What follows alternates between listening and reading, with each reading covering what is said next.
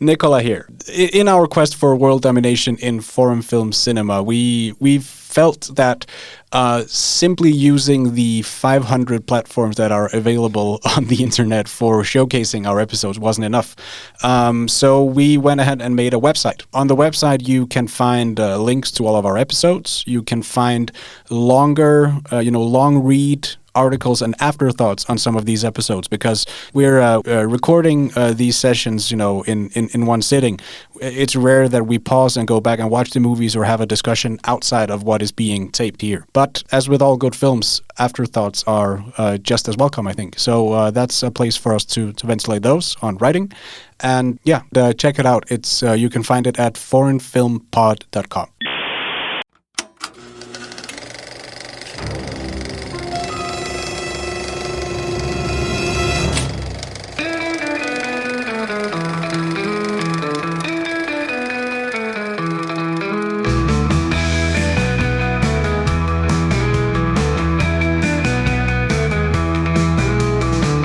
Hello and welcome. You have tuned in to the Foreign Film Frequency, a podcast about what English speakers tend to call foreign language films or international films, and what the rest of the world simply call films. My name is Nikolai, and I'm joined by my friend and co-host Nicola, and together we travel the world through cinema with the goal of watching a movie from every country in the world and bring you, the listener, our thoughts along the way.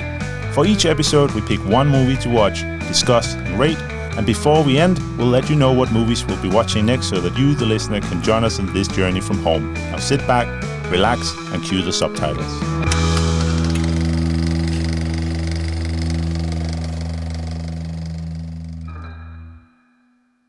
Nikolai.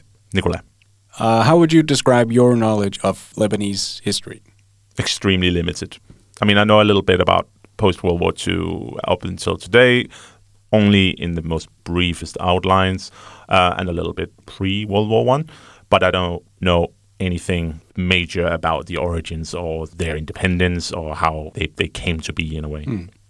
That makes sense. I thought I had a pretty good grasp on it. I wrote my thesis on Israel and Palestine and the Oslo Accords, and Lebanon, as it still does today, plays a really big role in that crisis. But after watching this from the onset of this film, something happens that I wasn't quite sure about, and which complicates the picture even more. Yeah. And it's interesting that, right now Lebanon is in the news again today in pretty much the same areas as we're watching in the movie as well. Yeah. Now it's more about a division from the south, but yeah. But also something that happens later on after this movie takes place. Exactly. I mean, we have a repeat of history in a way. And of course, I'm asking this question because it's very closely tied to the film we watched today. What did we watch? Yeah, so today's movie is the 1998 Lebanese war comedy drama film written and directed by Ziad Doueiri and starring Doueiri's brother Rami Doueiri as the protagonist Tarek. The movie premiered at the Montreal Film Festival on September 1st, 1998, and had a production budget of $800,000, which I think is completely insane when you look at this movie.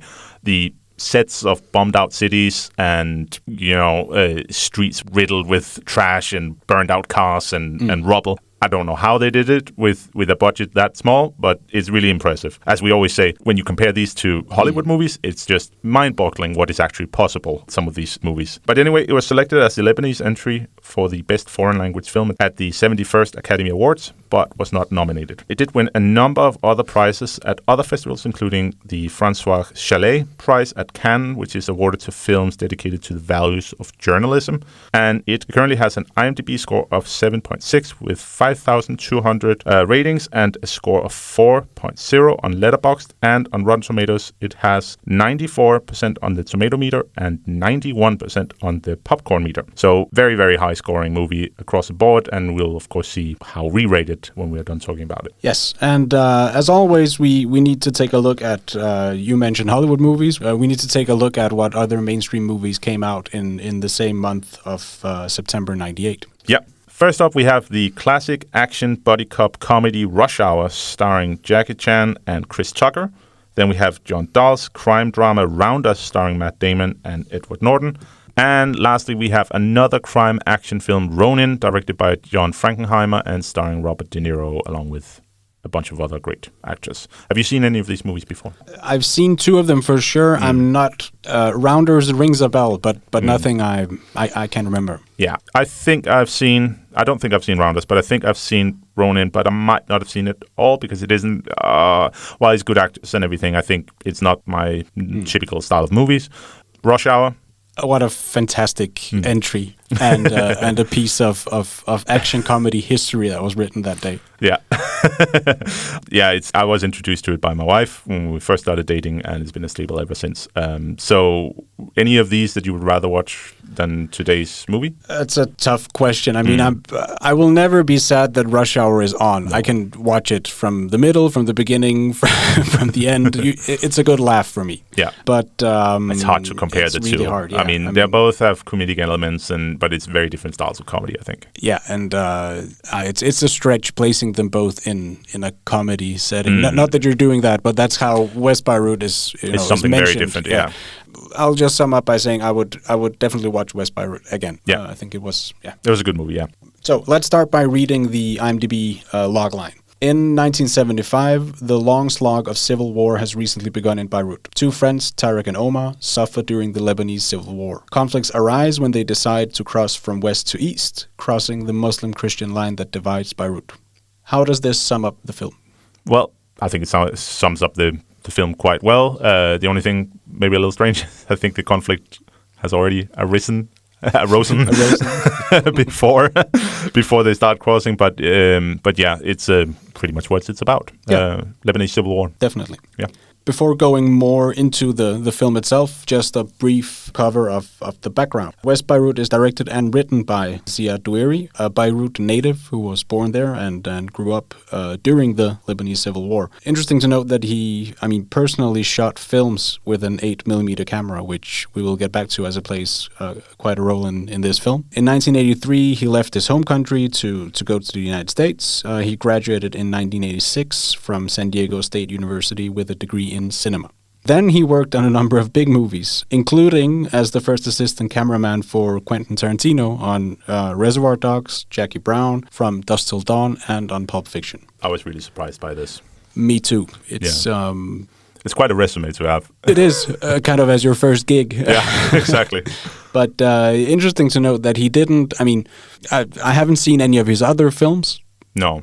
But in this one, I don't recognize much of what he learned from Quentin Tarantino. This is not, don't expect this to be like a Tarantino style film in any way, really. Yeah.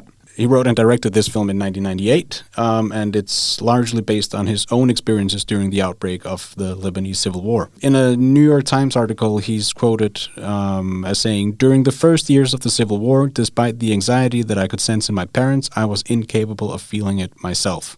I was not born with fear, I acquired it." And the theme of how war is experienced by children plays quite a big role in this one. Yeah, but now let's dig into the movie itself. And if you haven't watched it before and don't want any spoilers, this is where you might want to pause the episode. Consider yourself warned. The film starts with an old 8mm recording of jet fighters dogfighting in the skies over Beirut. Yeah, I was actually a little surprised about this because not that I know too much about the history of the war and how it started, but this is very much set up that the war sort of starts during this movie. It's the breakout of the war breaking out. So I was a little confused about what the actual jets were fighting already above this, in the skies above Beirut at this time. They don't really state at any point which side they're on, what kind of planes, which air forces they belong to or anything. And it's also interesting I don't know if it's his own film or if it's just, some archival footage, because we know that he, of course, shot these videos. Yeah, and that's not mentioned. And as you said, when you watch the first scene of this film, you're thinking, all right, this is a full-blown war raging from the onset. Like that, yeah. I don't even think the fighter jets are referenced later in the film. No, it's just setting the tone for perhaps an ominous, kind of message of what is going to happen. Yeah. And maybe that might actually be a Tarantino. Maybe if you're really stretching it. Yeah, but also maybe in a way that little scene perhaps sums up the movie's overall theme in a way, because you have the fighting and you also have it without sound, which I think is perhaps significant. That it's sort of there's a distance between it as seen through the camera, and then you have the children, which are all just cheering and having a good time while they're in school. We see that it's the main protagonist Tarek and his friend Omar who are filming. And it's sort of seen through the lens of Omar's camera. So it is sort of summed up the movie that there is a distance between the violence and the way that these children are experiencing it. Yeah. And another point I was thinking about just now is we both in our private time follow the ongoing wars in the Middle East. And plural at this point. And discuss it almost daily. And what is interesting here is that this is, in 1975, and we have handheld recordings of air battles taking place and kids cheering and yelling. I recognize that from many of the videos coming out from the war right now, whether it be in Tel Aviv, in Lebanon, in Iran. It's handheld recordings, and it's very normalized. I mean, you have, from Iraq, I've seen a couple of recordings of people in a cafe in Erbil while the U.S. base is being hit by drones, and they're, having coffee and just casually filming this happening. Yeah. So it's as you say, I'm also reminded one I saw recently from Israel with somebody filming, the Iron Dome shooting down missiles, and then one of them gets through and explodes, and it's sort of, in the beginning of this clip, it's sort of like a distance. The guy filming is distant from the actual fighting because something happening in the sky above him and not really touching him, and then suddenly it's very close. And I think that's the theme of this movie as well. That you can sort of put yourself near the action, but still outside of it until it intrudes. Yeah. And also, it's a weird point that this is from 1975, and we have the exact same scenes with different actors and different great military equipment happening. So it speaks to some sort of normalization, what these kids grow up with in that region that is going to take many, many generations to make right. Yeah, and I think this movie in particular could have been set pretty much in any conflict, because it's not like a docudrama of recounting of everything that happens in war, even though we'll get into it that there are some links to real events. But the overall theme of how children react to war and how their world collapses in a way around them and how they react to that, their safety, their normalcy, their family life, and all this is a universal story for children in war zones. I imagine, not being, a child in a war zone. But of course, it could have been pretty much in anywhere. If you said when the war started in Ukraine, you have children being pulled out of school, sent abroad or sent to other parts of the country, or having to live in a completely different reality. Same you have now in Iran, you had it in Gaza, you have it in many places. In Lebanon again. So it is sort of a universal story. It didn't have to be Lebanon. It's just to say that this isn't like a historical document in that sense, more of the general experience. We're quickly introduced to our two main characters, Tarek and Omar. They attend a French school, a very posh French school. And there's this ceremony going on, and Tarek pulls a stunt. How does he frame himself in the beginning? I mean, he climbs on top of like a balcony while they're having a morning attendance or something like that in a square, and he starts singing an Arabic song. And you can see that the teachers are not happy with it, but the children are all cheering. The movie presents him as sort of the class clown or a joker or something in a way, but also, a not very serious kid. Definitely. After his stunt, he's in a very colonial manner. He's forced to write in French on the blackboard. He doesn't come off as stupid or illiterate. So it seems that he's deliberately writing the things wrong. More as they sound than the actual French spelling. And it's a very interesting scene because the teacher, who is a French lady, is sort of giving him, scolding him and saying, "Oh, you're not, you're mocking France and this country that has given you civilization and culture and all this." And it's very clear where the director stands on this point. And I think without having been in a colonial school setting, I think that scene and that particular type of scolding, the white man's burden of educating these savages is something that's universal. Yeah, definitely.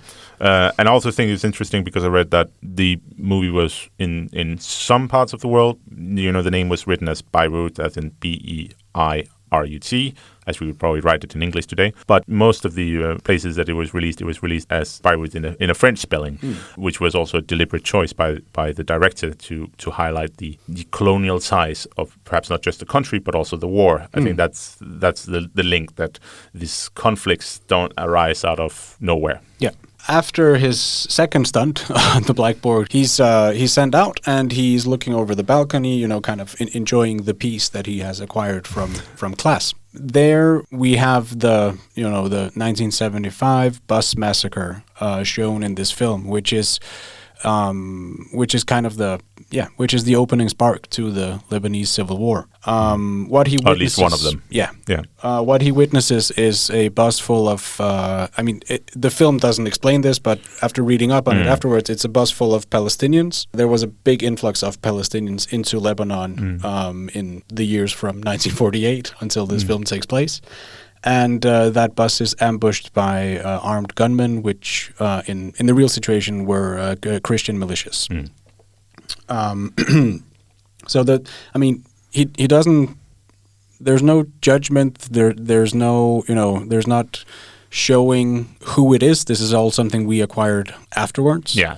But what it really does show is a very brutal awakening and an end of childhood. Yeah. And I don't even think they actually mention it, that it is this particular West Beirut bus massacre. But it's clear when you see pictures of it, the real photos from the time, the same kind of bus and the same setting in every way. It is something that was part of more violence on that day, and a sort of retaliation of something else, and it's disputed, was these civilians or were they some kind of PLO fighters or something. All of this is heavily disputed today, but the movie doesn't really go into that. It just uses it as a narrative tool to establish sort of that now the war has come in a way. Yeah, one rocket got through. In a way, yeah. It's a rough scene. I think it's pretty well made. It's completely cold and cynical, and no one survives. No, it looks exactly like you would expect it to be when gunmen open fire at a bus. Yeah. Of course, this brings in the war. School is suspended. He goes home, and then the city is divided. I think that's the most important part, is that the city is sort of divided by the Green Line, which was the name it was given later because it became like the dividing line. Nature sort of reclaimed, and because nobody was there, it became more green from foliage and bushes and stuff growing up there.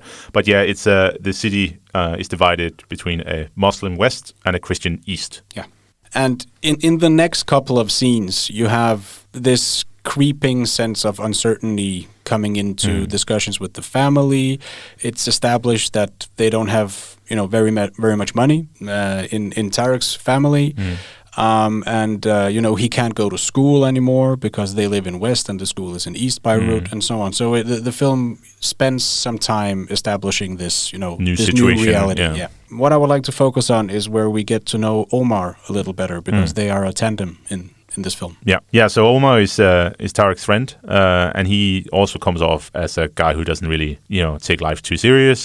He likes shooting these 8mm films with his camera, and both of them seem like really good friends. And we see also that their reaction to the growing, conflict is very much childlike in a way. We have a great scene where Tarek goes to visit Omar in his house, and they go into Omar's room while the adults are sitting outside in the living room and talking about the war and the growing conflict and all this. And then Omar is filming through a crack in the door, or Tarek, but they're both at least filming through a crack in the door, filming one of the guests' cleavages, and that is later on they're smoking cigarettes and listening to music and talking about what teenage boys talk about. Yeah, and that's one more thing that, at least my parents are from ex-Yugoslavia, and before the 1975 Civil War and what happened with Beirut leading up to today and still is happening, Beirut was known as being a really progressive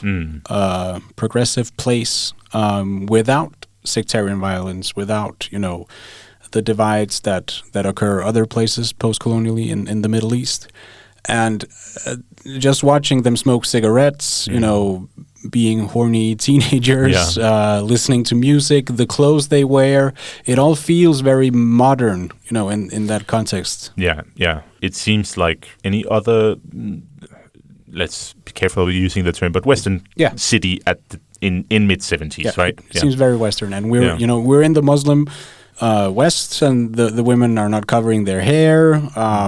They're smoking. No. They're openly talking about girls, etc. It seems, But it's an interesting point you bring up, because later on, Omar is mentioning that his dad and his family is going more in line with covering hair and being more Muslim. And I think it said that, if I remember correctly, I might be wrong, but that he has to go to a Muslim school and stuff, sort of explaining that this was not there before, but because of this violence and this conflict, people sort of gather in groups and keep to their own, and maybe go even more extreme in their own. I'm not saying that covering your hair is super extreme in the modern days, but at least it's more like you suddenly you need to show it. We have it several times. They befriend a girl. We'll get to that later. But she's a Christian and wears a cross, and it's several times you see them hide the cross.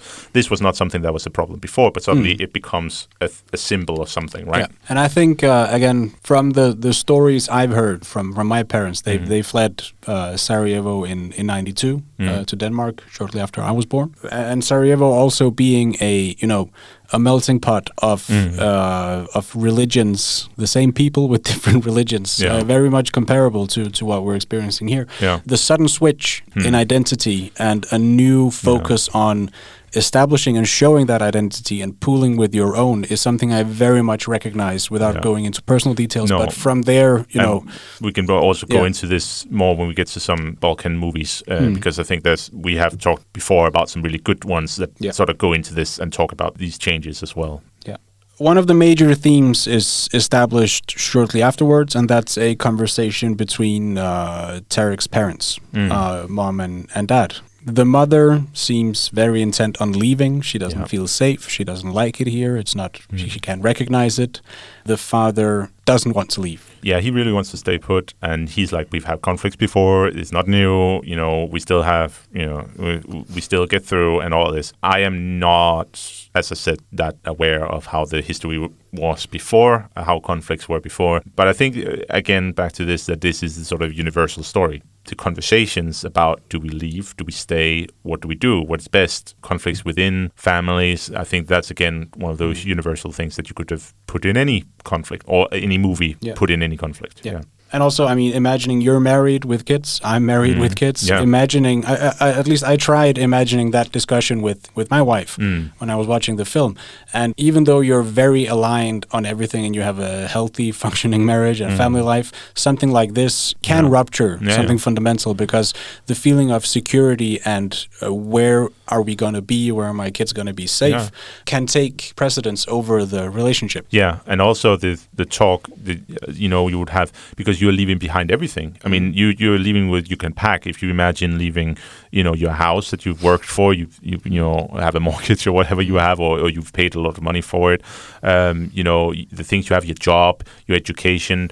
Everybody knows that when you get to another country, your education might not be enough to get the same kind of job you have, because you don't speak the new language or whatever, wherever you want to go.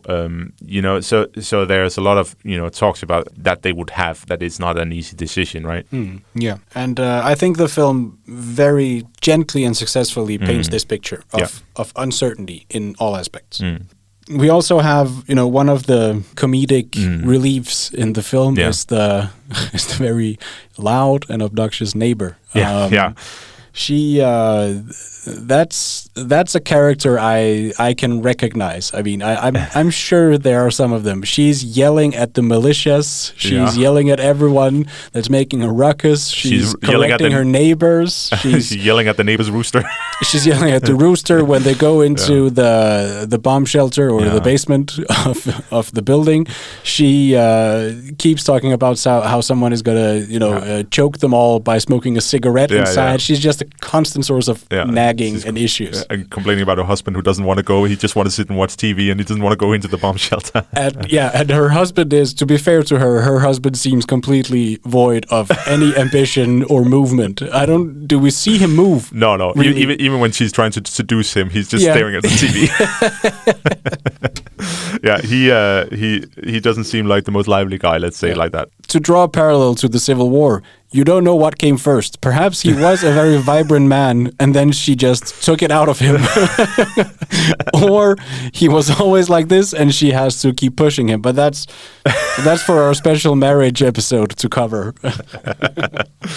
Around here, we are introduced to the third protagonist in this film. Third member of their little group. Yeah. And they befriend a girl named May, who is a Christian. Yeah. As you said before, the introduction of a Christian to Tarek befriends her, right? Because she lives in the same building, as him, and then she's kind of introduced to Omar as his friend later on.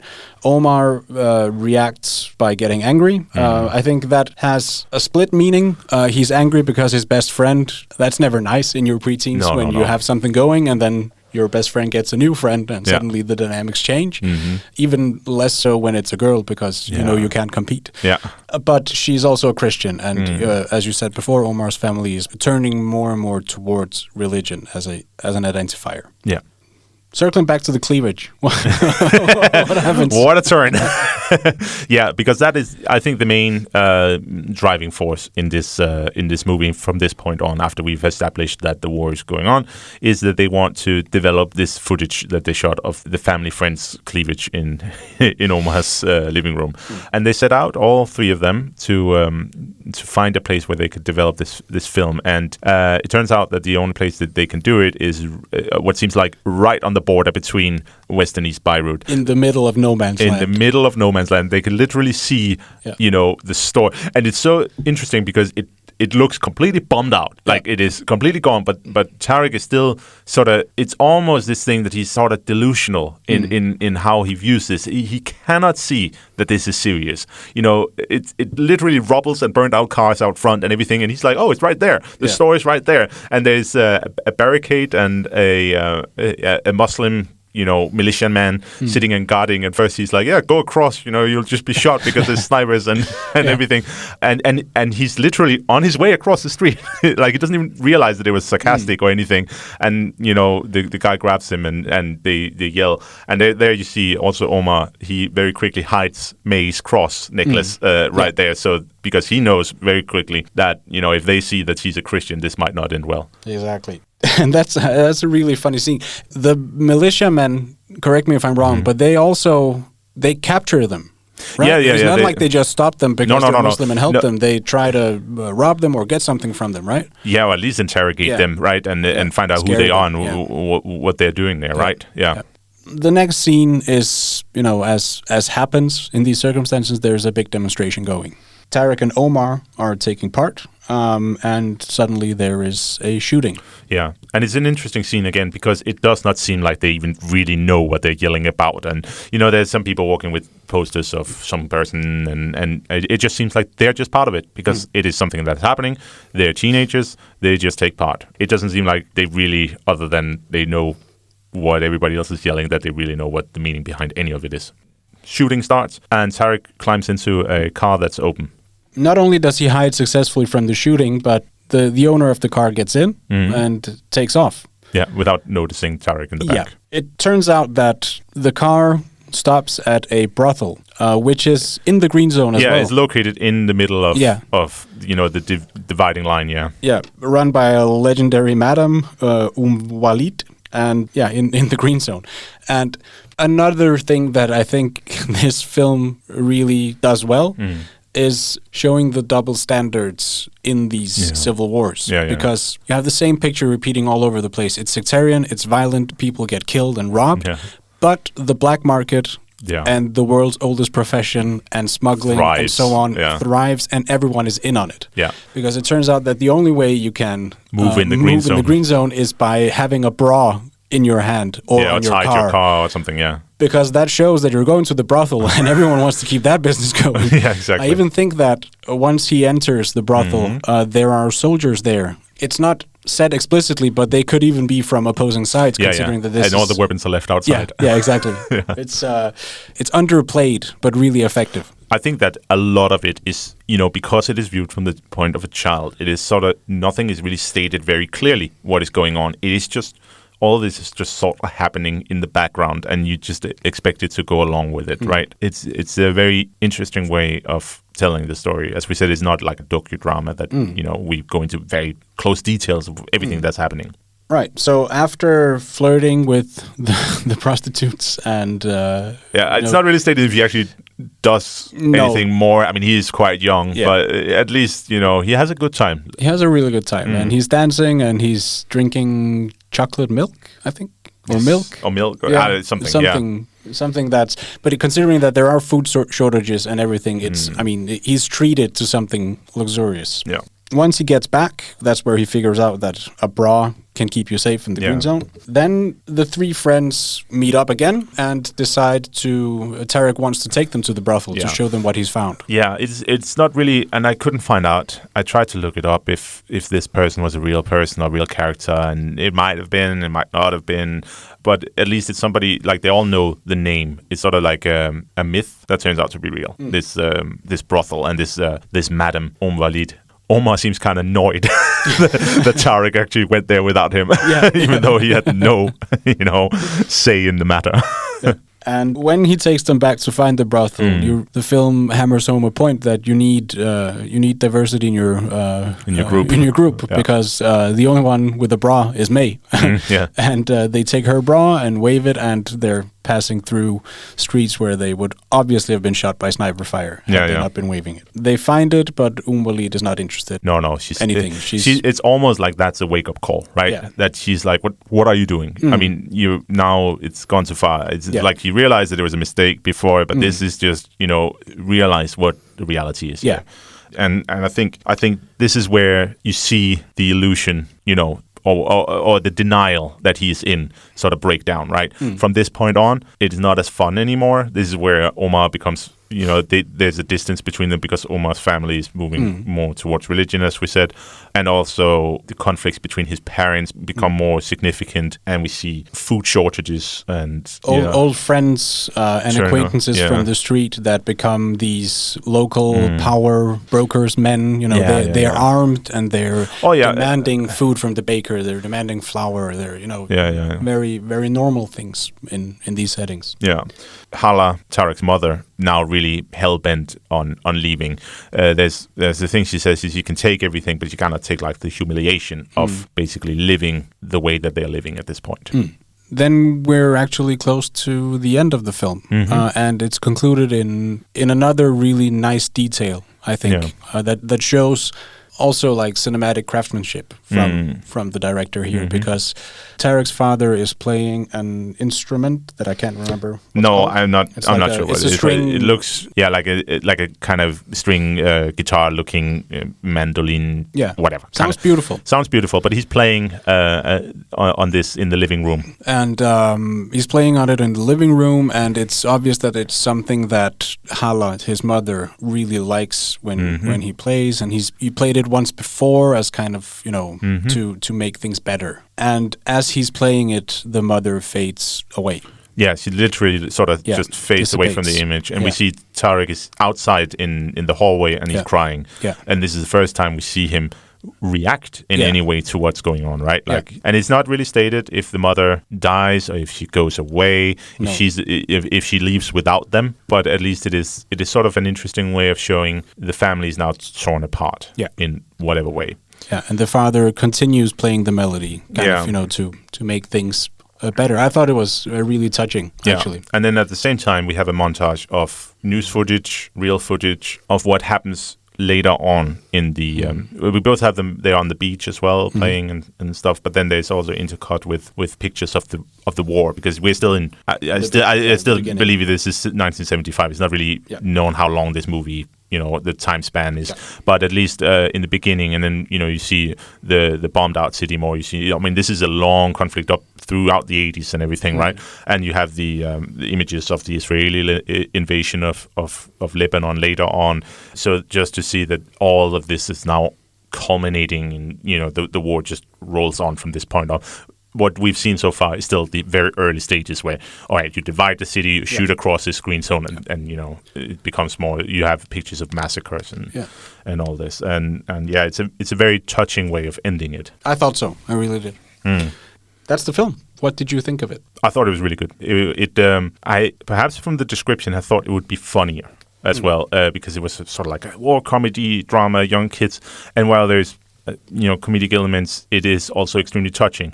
I think it works really well the way that you see the war through the eyes of these children and their reaction to it. And as I've said throughout, that it's a universal story. So I think that works really, really well. What about you? I liked it a lot. I actually think from all of the ones we watched this far, this is the one that touched me the most. I mean, not necessarily the best. No, I know what you mean. But the most moving, definitely. And that I'm glad to hear that you're kind of on the same page here, because I thought, maybe it's my bias considering, personal family life. I would say that I thought a lot about that when I watched it. I thought, okay, I think this will be an interesting discussion, given your history as well. Yeah. But I think it is such a moving way that it ends. I think that's really where it's tied up, because the movie flows quite well, but then in the, should we call it like third act, from the point where they're done with going to develop this film and going to see the brothel and all these distractions. The side quests are over. The side quests are over. Now you have the main mission, which is just getting through this war that is now fully blown with food shortages, with more and more violence and all this. I think that part really ties it well together, that this is not just something, because we have also conflicts before. There's a great little scene with the mother is trying to leave, and she gets the son Tarek in the car and drives off, and she hits somebody else, and then she sort of laughs about it and hugs the father, and she decides to stay for now. You have a feeling that maybe she just overreacted a little bit, or at least that's the way maybe the father sees it, and maybe she convinces herself that maybe I should just stay and all this. Maybe it was too much. But then at that the last part of it is really. Now you can't escape it anymore. Both the mother, she needs to go, and she disappears, and Tarek is, if we go back to the beginning, learned to fear in a way that he didn't before. Yeah. One more thing that I've said it throughout this, but I think this is the right way of portraying civil wars, where it's a personal story set in something that's happening that is much greater than the individual, where you're really limited in, you need to take sides. Ultimately, you're forced into taking sides, either by leaving. If you stay, you need to cooperate in some form. You can fight back. You can, but you can't stay passive. No. And there's very little morality involved in the way that the director portrays all of this. It's just happening, and through the eyes of a child, as it should be, without bias, without prejudice, and so on. It becomes obviously void of meaning. Yeah, and it is really, you have the feeling that it's a very personal story throughout, I think. So from 1 to 10, where are we? I think for me, we're probably at a 7.5. I really like the movie, but at the same time, it is not. Perhaps I don't know how to say, but it's perhaps not the most exciting movie to watch. Yeah, I get what you're saying. It isn't like a movie that I would watch again and again and again. It's good. It's consistent. The acting is great. The story is fine. I think some of the parts about that the brothel is a little weird in a way. I get the point of it, that it is all distractions and trying to something. But yeah, there's a bit about maybe the pacing in the middle of it that I think is a little off. But the overall theme just is really, really good and really strong. So I think it's 7.5. And I think this is the first in Foreign Film Frequency where we agree. Yeah. So what are you? 7.5. 7.5. Yeah. Basically the same reasons that you have for it. I wish I could give it more, because the ending is really powerful. But if removing that feeling, you need to view the film as a whole. Mm-hmm. And 7.5 is good enough. And as always, one of the things I enjoy the most about recording these things is is spinning the random country wheel and seeing what mostly Nikolai's impressive film list has for us. So as always, we try to find something from every country, but I'm always put in a bit of an interesting spot when we turn up on the small island nations in the Pacific. Yes, Vanuatu needs to take a break. All right, so 3, 2, 1, drum roll.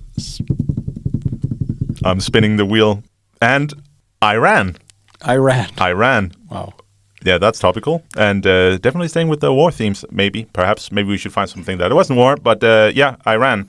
So I have a few different ones. There's one with a slightly Danish connection, the 2022 Holy Spider, a serial killer movie, which I think was actually because of the ties to Denmark. It was actually, I believe, it was Denmark's offering, for Best Picture that year. It was, an international co-production, just like. It was just an accident was for this Academy Awards, where it was actually France who submitted, because of the regime in Iran censoring what you can produce. A lot of directors produce it in other countries, and then they are the ones submitting it. So do you want to watch that one? Have you seen it? I haven't seen it. All right, let's go with that. Yeah, Holy Spider. The next one we're going to watch is the Chadian movie Darat, or Dry Season. And after that, we have the 1988 Morto Negra from Guinea-Bissau. And then we're going to watch Iran, Holy Spider. Looking forward to it. Thank you so much for today. Thank you.